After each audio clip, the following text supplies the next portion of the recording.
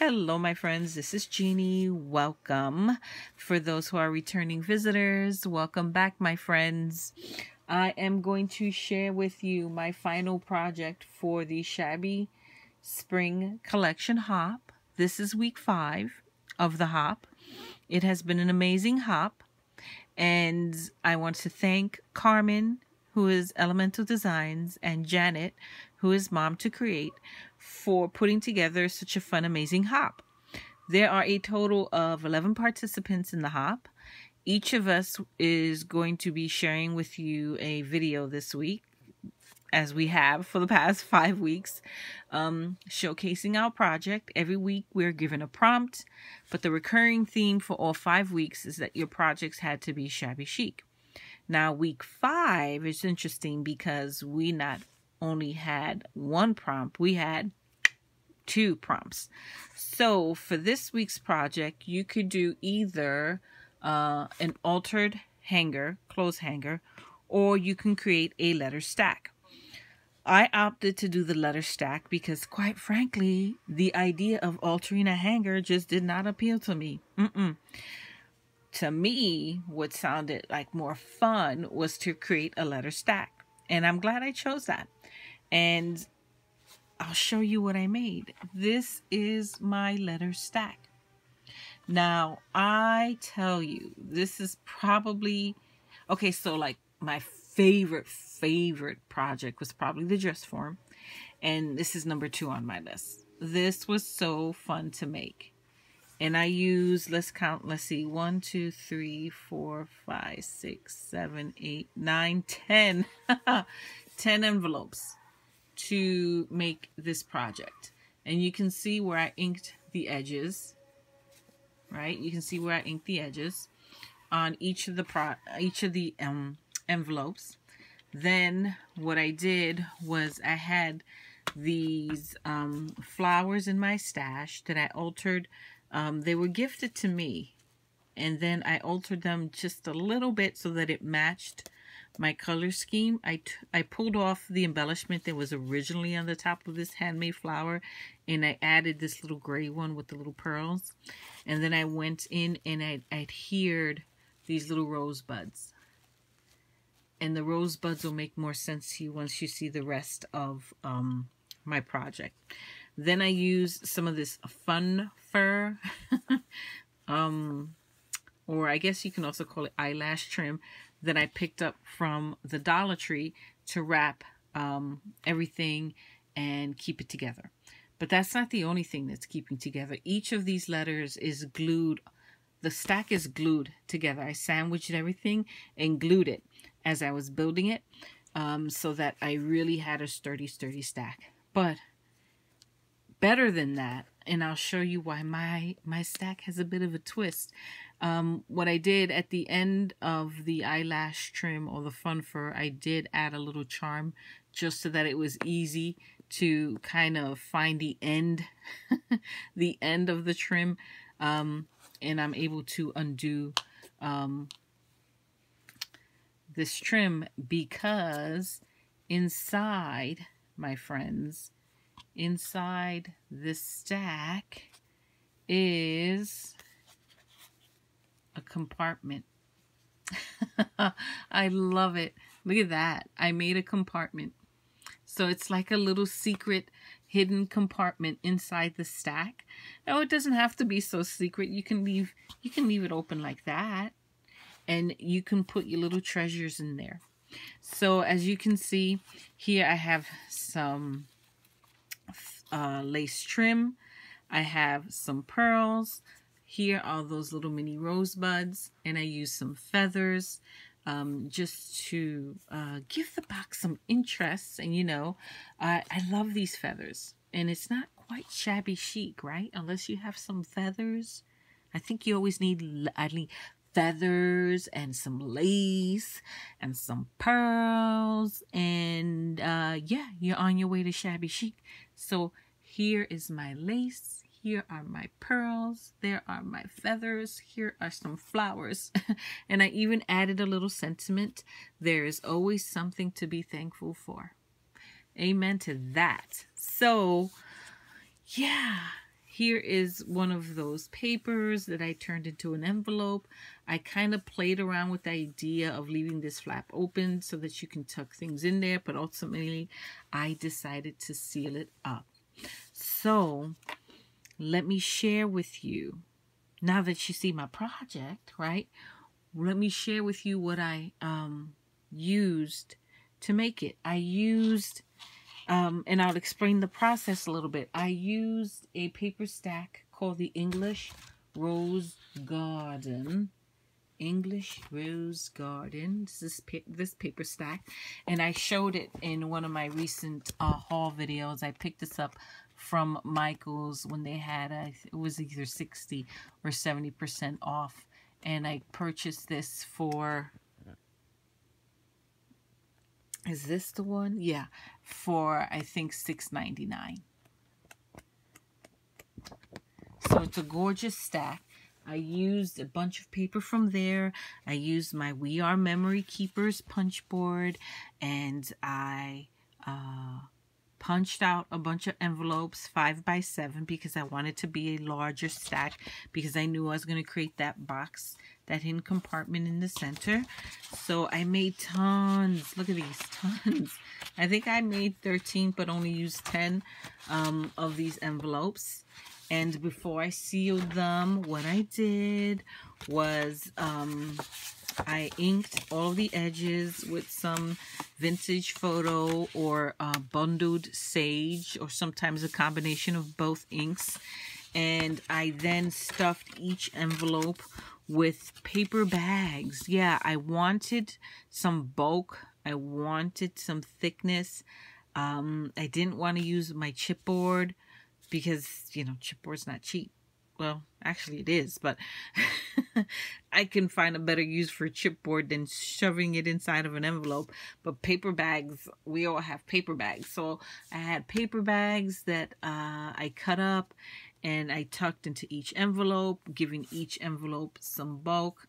For the top envelope, I added, in addition to the paper bag, I did add, I have a lot of the kind of cardboard backing for those writing pads, the 8.5 by 11 legal pads and writing pads. So I always keep those backs, and just, you know, these backs from paper pads. I have tons of them because I work in an office where we just use them a lot, and I keep them, and I usually cut them down to 2.5 by 3.5 to make ATCs, right? That's why I have a bunch of them this size. But some of them I keep whole, not knowing what I'm going to do with them. So I had a couple of whole pieces, and I cut them down to a little under 5 by 7. I think I went like 4 3/4 by 6 3/4, and I put it in the top one because I needed it to have like a flat lid, sturdy surface, so I can glue some embellishments on top. So once all of my envelopes were cut and stuffed and sealed, what I did was, and let me grab one just to show you. Once, let's pretend this is like, you know, all inked up and stuffed. What I did was I created a template, and I don't know what I did with the template, but I created a template, 5 by 7 in size. And then what I did with that template, and I'll just use this as an example, is on each envelope, I put the template and traced it.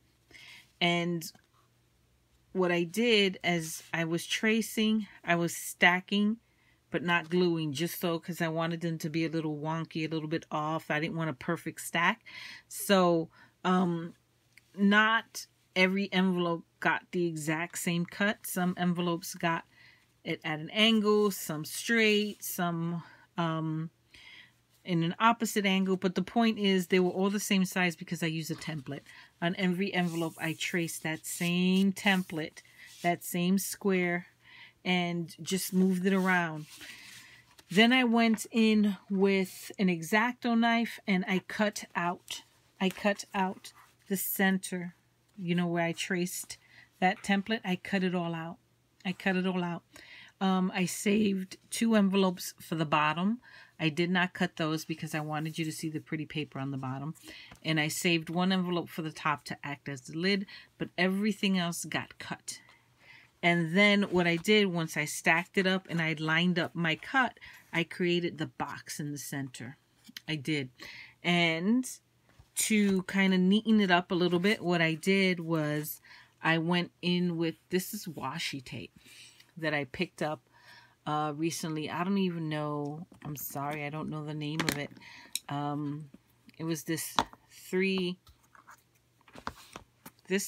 set right here, which I absolutely love. I picked it up at Michael's. Isn't it pretty? So I love that I got a super wide and a normal or regular size and a thin washi. So what I did was I took the thicker washi and I taped the inside 4 sides just to make it look really neat. And actually, I'm going to walk that back a little bit. Before I taped it, what I did was I cut smaller pieces of cardboard to fit here, and I wrapped that. I wrapped that in washi, and then I hot glued them in. So I created kind of like these 4 walls. So it just looked neater. It looked so much neater once I put that in. So I wrapped it in some pretty washi, and then I created the 4 walls, and now I don't have to worry about you seeing the guts, so the inside, or things shifting. Then on top, because I still had a bit of a seam where you can see where I cut the hole for the box and it was bothering me, I covered it with some lace and this thick like chipboard piece. And it is, by recollections, it is called the Boutique Fleur. And I don't even know how long I've had this in my stash, but I've had it for a good long while. And I finally got to use it. It came with this kind of burgundy-ish purple one and the green one. So I just cut that in half, right? And I adhered it to the top and bottom. Then on the sides, I glued on some feathers on both sides. And then I trimmed the edge of the feather with hot glue. Not hot glue, good Lord, with pearls. And then I got a little heavy-handed with the hot glue. And some of the hot glue kind of oozed out on the side. And that was so bothering me because it looked messy. So then I went in and I had these little rosebuds that I picked up from Wild Orchid Crafts, I think was the name of the place. And I just trimmed the edges. And then to attach the top flap, this flap here, to the stack, what I did was I took a piece of this same cardboard. I took a 2-inch piece wide, and I folded it in half, so I had 1 inch on the top, 1 inch on the bottom, kind of creating almost like a hinge. And I glued it to the top envelope and covered it in washi. And then I glued the bottom half to the rest of the stack, creating this lid. Before I glued it on, I distressed it a little bit. I didn't put washi on the bottom half of the hinge, so to speak, because I knew I wanted to put a sentiment there. And that is from the Tim Holtz, I think, Chit Chat book. And it says, there is always something to be thankful for. So that is my project. That, again, is the front. Here is the bottom. And you can see the different envelopes. And you can see what I mean when I say I didn't line them up perfectly. I just kind of offset them a little bit, and I could have even done more, but that's as much as my OCD allowed me to do. And again, the key was I created a template, and on each envelope I traced the template, cut it out, and then when I stacked them, I just make sure they lined up to form the little box. Bottom 2 envelopes, the bottom 2 envelopes I didn't cut, in the top envelope I didn't cut either.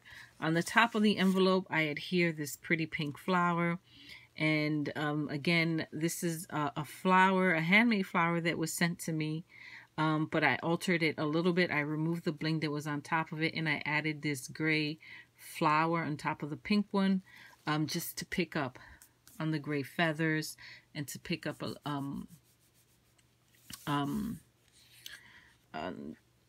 like I said, the gray feathers and the pink flower here. Then I added some of those rosebuds inside of the flower itself, just to pick this up. I used a button. It's not a button, it's actually a metal embellishment. And on the back of the embellishment, what I did was I stacked up some thick pieces of cardstock. I just glued a bunch of pieces, scrap pieces on top of each other, roughly cut them into the shape of a circle, glued them, hot glued them on the back of this embellishment, and then hot glued the embellishment on the envelope. So I have somewhere where I can kind of like wrap the eyelash trim, almost like an envelope. You know, those envelopes that have the strings on them that you can wrap around and wrap around. So that's here too. So you see, I could then take this and wrap it around there. So that is my shabby chic project. I am super happy with the way it turned out. Super, super happy with the way it turned out. So I would encourage everyone to definitely hop along and check out the other projects. Now it is time to select the winner for last week's video. If you watch that video, then you will know that in order to be entered for the $25 deposit into your PayPal account, all you had to do was, 1, be a subscriber, be 18 years or older. You had to leave a comment, and in that comment somehow incorporate the word spring. You also had to have an active PayPal account. So if you had all of those things, then you're in. So I'm going to pick the winner for that now. I'm going to use random comment picker. So what I did was I cut and paste the link into the site, and it came up with 40, see that right there, 40 unique comments. And once I select start, we'll get a winner, and we'll read the comment together to see if the winner used the words or the word spring in their comments. So let's see. The winner is C's Vintage Gifts and More. Let's read the comment. It says, "Oh my goodness, these all turned out so totally adorable, and with the shabby chicness of them. They are very spring-like." So there's the word spring. So congratulations to you, C of C's Vintage Gifts and More. Please contact me by, 1, leaving a comment down below acknowledging that you saw the video and you won, and then 2, sending me your PayPal information to my email, which is happilyellaafter@gmail.com. It's the same as my channel name, @gmail.com. And you have until next week to contact me with your PayPal info. Otherwise, you will forfeit the $25. So thank you so, so much, everyone. I truly do appreciate it. I truly, truly do appreciate those who took the time to watch every one of my videos, my shabby chic videos for the past 5 weeks. This is the last week, and there will be a $25 prize this week. What I will do is I'll select the winner in a standalone video next weekend. So if you want to be entered into the $25 giveaway, you have to be 18 years or older. You have to be a subscriber. You have to have an active account, and you have to leave a comment down below. And in your comments down below, let's see. Oh, I didn't think this one through.